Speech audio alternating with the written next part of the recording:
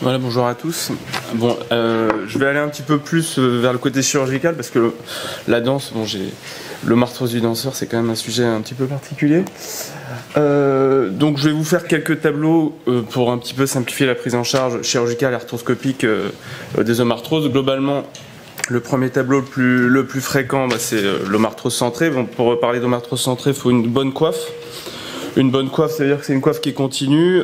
Parfois, il faut quand même analyser cette coiffe par un arthroscanner ou un IRM pour être sûr qu'il n'y ait pas une rupture partielle ou un mauvais état musculaire. Le bilan articulaire doit rechercher une lésion du biceps, des corps étrangers, voire une vraie ostéochondromatose, comme on le voit sur la radio.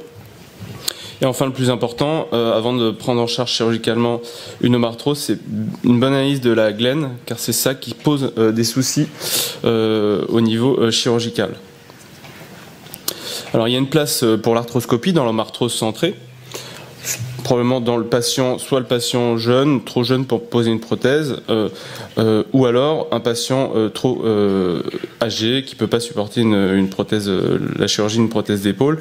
Dans ce cas-là, on peut proposer un lavage avec une évacuation des corps étrangers, un débridement de clapet cartilagineux.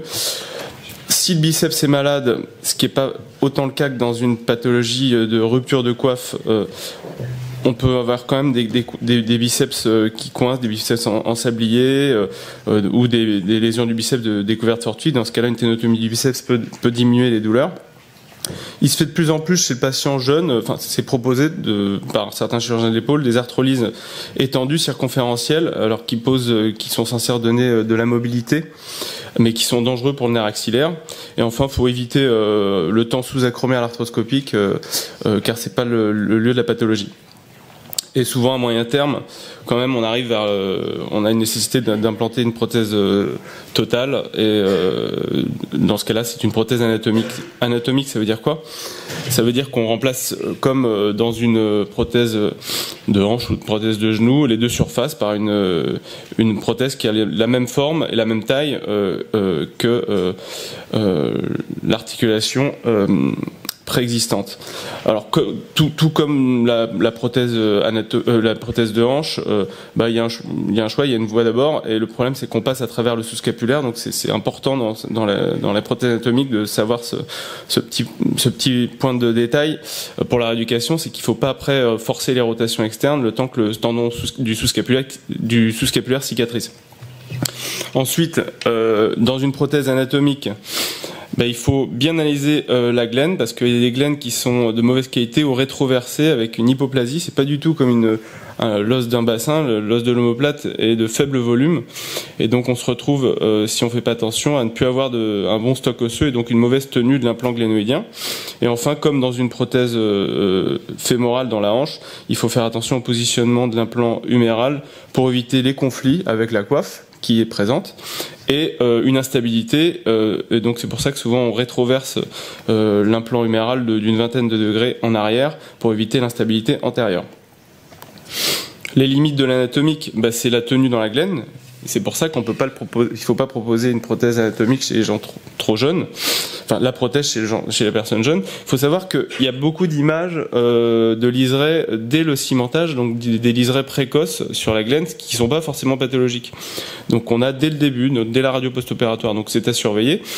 Et les décellements, on les a souvent au bout de 10-15 ans. Il y a beaucoup de décellements qui sont peu symptomatiques ou pas symptomatiques, et donc qui n'amènent pas une reprise. Donc, et souvent, le problème de l'échec d'une prothèse dans les séries, c'est pas les douleurs, c'est une reprise. Donc c'est des échecs, c'est des décellements qui n'aboutissent pas à une reprise.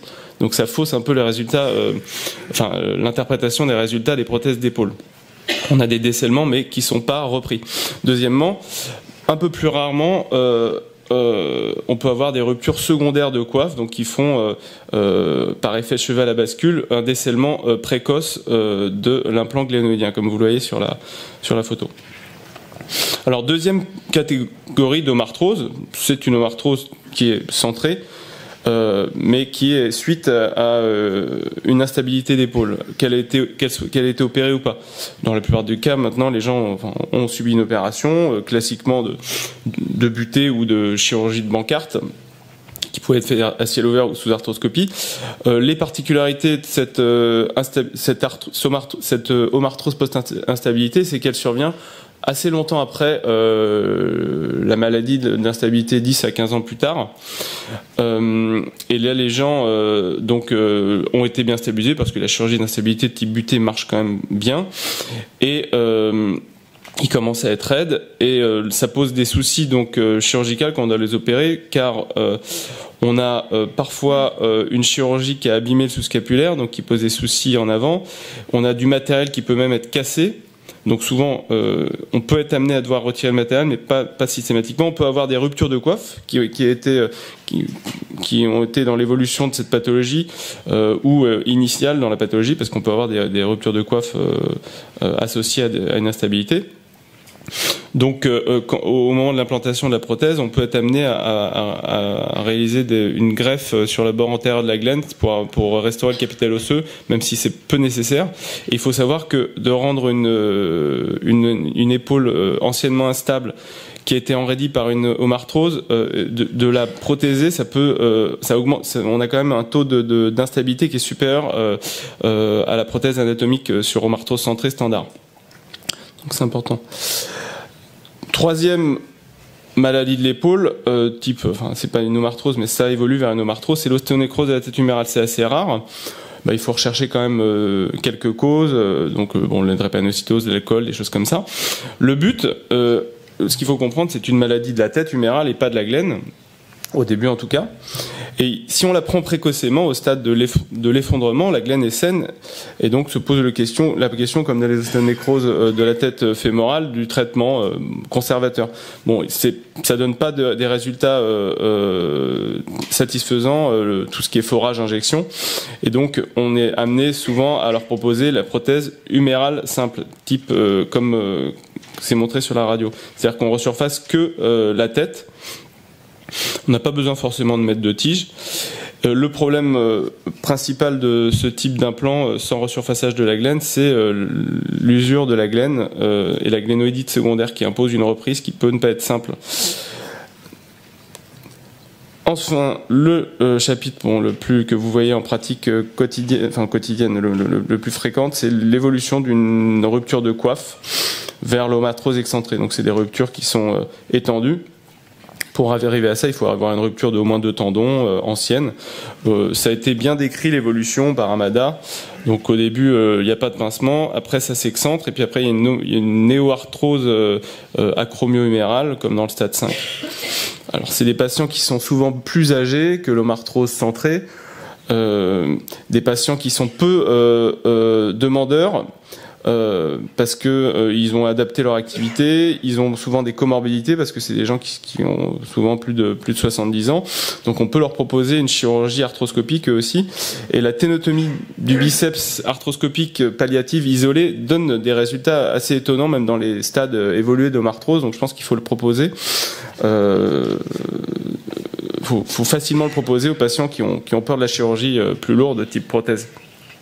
Le résultat à long terme, il n'y en a pas forcément du long terme parce qu'ils ne sont pas tout jeunes. Donc il faut penser plus à court et moyen terme.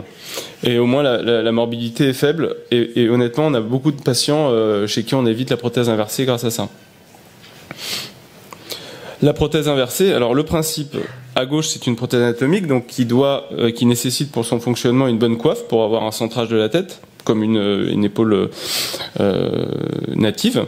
Et quand on n'a plus de coiffe, on redonne le rôle en abaissant le centre de rotation de l'humérus. On recrute des fibres deltoïdiennes pour restaurer l'abduction et les rotations. Il y a 3 composants dans une prothèse inversée.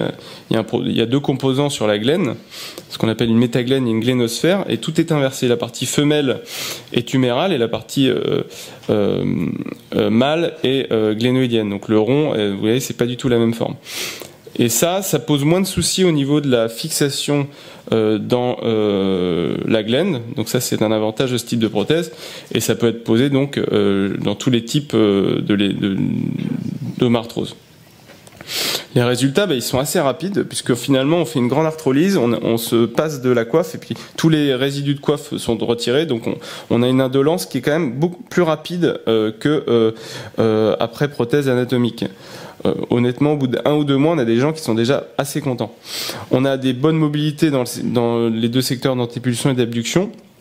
Par contre, souvent, il y a un secteur de rotation qui est privilégié, soit une rotation externe, soit la rotation interne. Il y en a qui associent justement dans les gens, dans les patients qui ont vraiment une grande perte de rotation externe, un lambeau de grand dorsal, mais ça alourdit considérablement le geste. Il faut savoir quand même qu'il y a des complications de la prothèse inversée. Il y a beaucoup plus d'infections que dans la prothèse anatomique, du fait de la création d'un espace mort du fait de l'absence de coiffe. La luxation est assez rare parce que c'est une prothèse qui est assez contrainte, et les problèmes un peu spécifiques sur le long terme, même si elles sont pas, si elles n'entraînent pas des reprises, c'est une encoche, comme vous le voyez sur le schéma de droite, une encoche en fait du pilier de la glène par le fait d'avoir médialisé et abaissé l'humérus. On a un contact lors de l'adduction entre l'humérus et la glène qui peut aboutir à un décèlement, enfin c'est pas un décèlement mais un démontage de l'implant glénoïdien. Et enfin, du fait des surcontraintes sur le deltoïde, on peut avoir des fractures de fatigue de l'acromion. Donc ça c'est assez typique des prothèses inversées. Dernier chapitre, en quelques secondes, l'homarthrose post-traumatique. C'est des patients qui ont une fracture globalement complexe, souvent des fractures céphalotubérositaires. 2 problèmes. Souvent, il y a qu'elles aient été opérées ou pas. Si elles ont été opérées, il faut une chirurgie exemplaire parce que c'est difficile à faire. Il faut que ça soit très bien fait. Et si elles n'ont pas été opérées, des fois, elles ont de très bons résultats. Et qu'elles aient été opérées ou pas, il peut y avoir un calvitieux des tuberosités, une ostéonécrose céphalique. Dans ce cas-là, ça pose des soucis, tout ça, parce qu'il faut retirer déjà le matériel. Il y a des gros dégâts sur la coiffe. Soit on reste sur de la prothèse anatomique et dans ce cas-là on a besoin d'une prothèse souvent totale et les tuberosités nous gênent et des fois on est obligé de faire des ostéotomies des tuberosités avec des résultats très aléatoires et maintenant de plus en plus d'emblée chez les patients d'un certain âge on propose l'inversé d'emblée que ça soit en séquelaire ou en initial pour avoir une rééducation et un résultat rapide. En conclusion, donc l'arthroscopie a une place même si le résultat peut être de moyenne durée. L'arthroscopie n'est pas lourde et peut diminuer les douleurs et améliorer les mobilités. Et tout comme les prothèses aux membres inférieurs, il faut bien savoir choisir sa prothèse et si elle est bien mise, les résultats sont tout à fait corrects. Voilà, merci.